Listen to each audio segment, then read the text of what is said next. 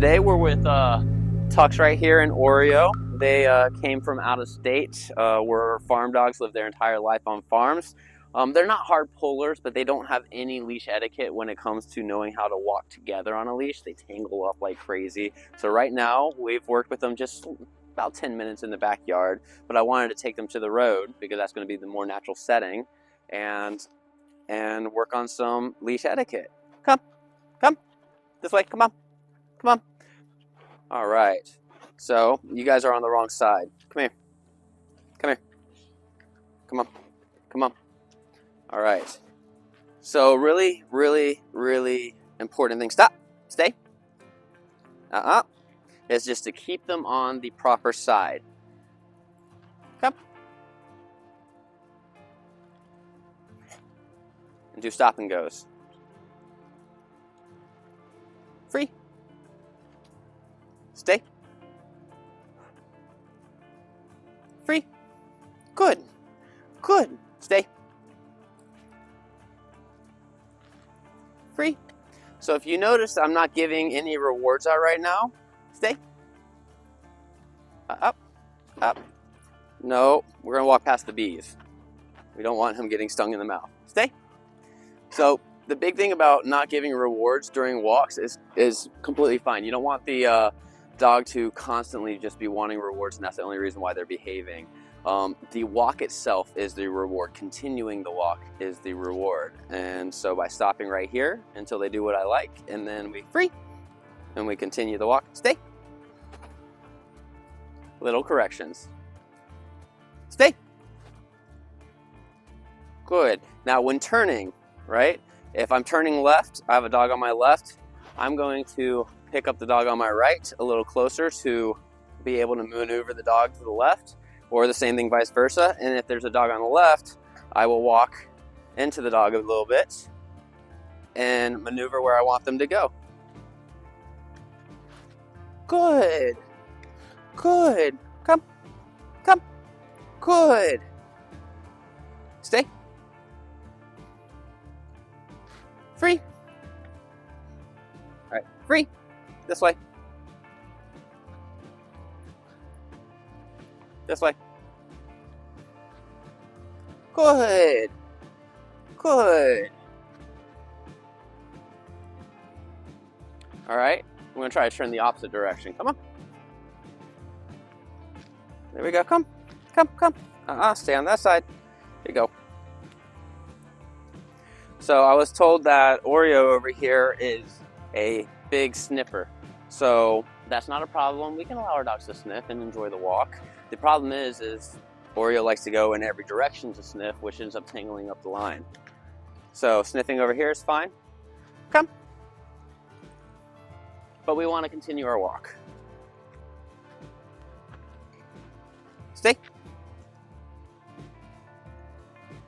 Up, up, up, up, up.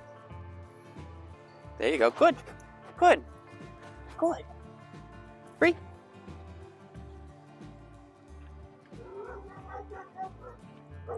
Stay. All right, I want to go in the opposite direction. Again, I could back up and go this way, but I'm trying to teach them specific sides of my body I want them on. So, there we go. Perfect. Stay. Up, up. Nope. So with Tux being the one right now that's getting distracted while Oreo's being fine, I'm going to have Tux a little tighter over here so I can control the movement.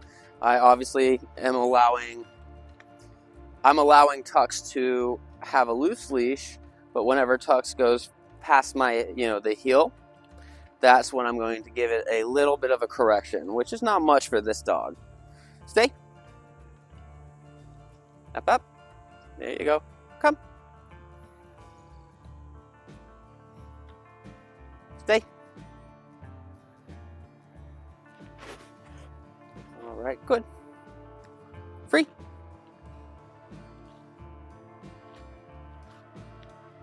Stay. Free. Good. Good. Stay. All right, let's turn you. Come on. Stay.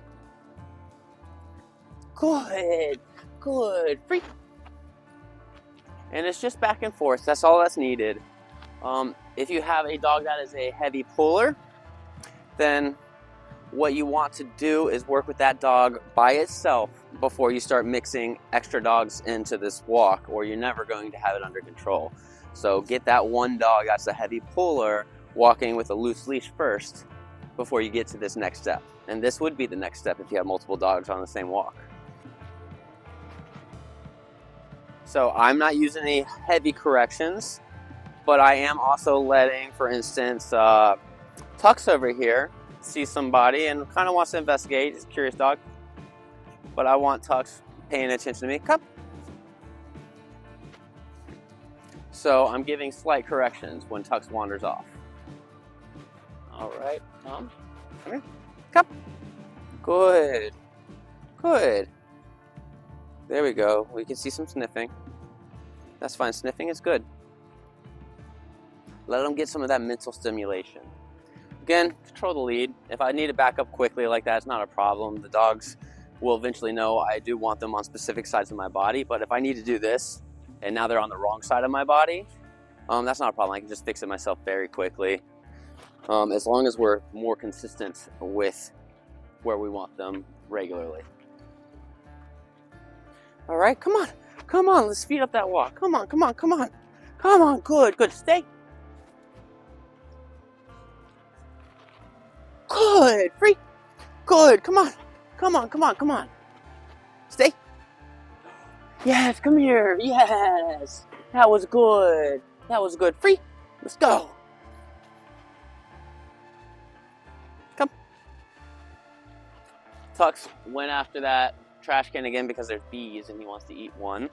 But I just kept the walk going. I didn't stop to say, hey, you can do whatever you want. A lot of times when the dogs want to sniff around, they pay attention because sometimes they do have to use the restroom. And that's fine, but control the walk. Don't let them control the walk. So if they stop for whatever reason, they want to mark something or they catch a scent and that's not part of what you're doing with the walk right now, continue walking. They will follow. Come on.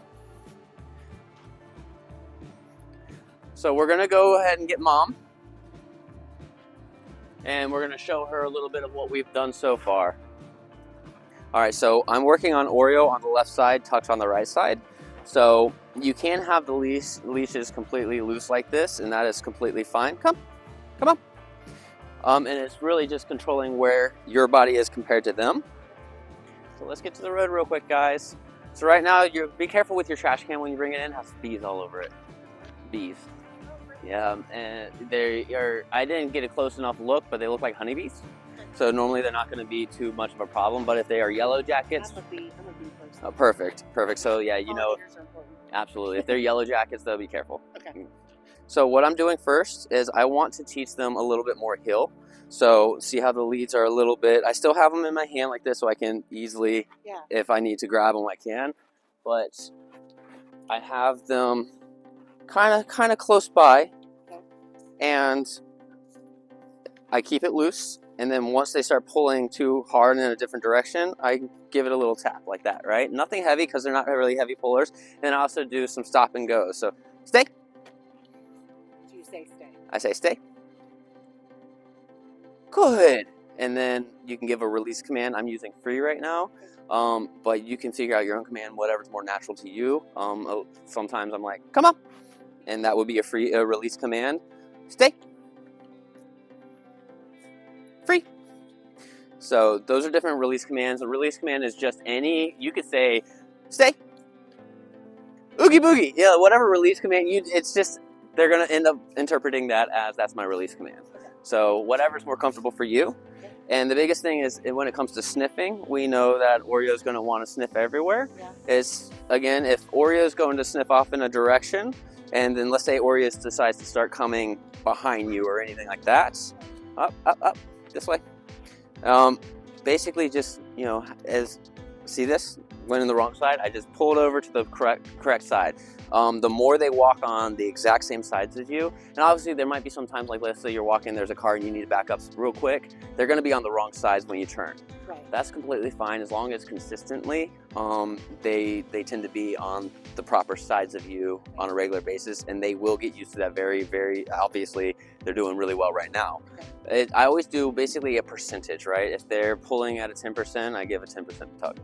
You know, if let's say a dog or something, for whatever reason, one of them decides to become a reactive and just lunge at a dog, at that point I'll give a heavier correction because it's going to be equal to the percentage that they showed. So this is really the basis, and a lot of stop and goes are great. Now the turning, when you want to turn any direction, that's going to be really important. Stay. So when we're walking and we're turning, the dog that's on the outside of my turn, I like to basically control the lead, and you can control it with a long lead, but having it coming down a little bit and getting a shorter lead is great. Now for the other dog that's turning in the shorter end of the turn, walk into. So I'll give you an example. So we're walking, and let's say I want to make a come on, I want to make a sharp right turn. I walk into, and they'll turn. I know you. Come on. You're not having fun. I get it. And now if I want to do a left turn, same thing applies. I just walk left, and what that's going to do is it really helps direct them. And then eventually over the course of your walks, when you do have to do that, dogs are super smart and they will catch on. Oh, when they're turning, if I don't turn with them, then I'm going to get walked into. And as you saw, I didn't even walk hard. No, it was just I'm basically just using my body as basically like a wall. Yeah. And I'm just, okay, here's the barrier, and we have to keep going. Obviously, your head needs to be on a swivel when walking because you never know when a car's going to fly by. You never know when maybe a stray dog comes up and stuff. So head on the swivel is good. Yeah, so head on the swivel is extremely important when walking dogs, but also paying attention to, you know, your peripherals to see where the dog's going, because I can see you wanting to go to my right side, so I do a little quick corrections, keep them on the side that I want them to be on. But if you want to, come on in my spot right here so they're on the proper sides.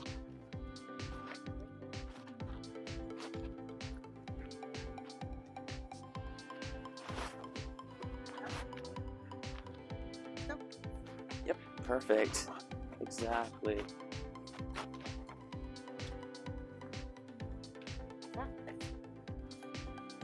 And so the stop and goes that you're doing right now, what that's going to do is going to allow them to want to focus on what you're doing rather than what they want to do. Okay. You're doing great.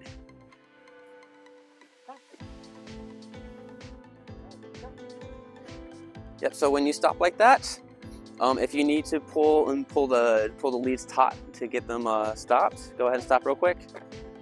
Now let the leads relax a little bit, and then we keep going, so that way they know a loose leash is what's going to allow them to continue their walk. There you go. Good. Good.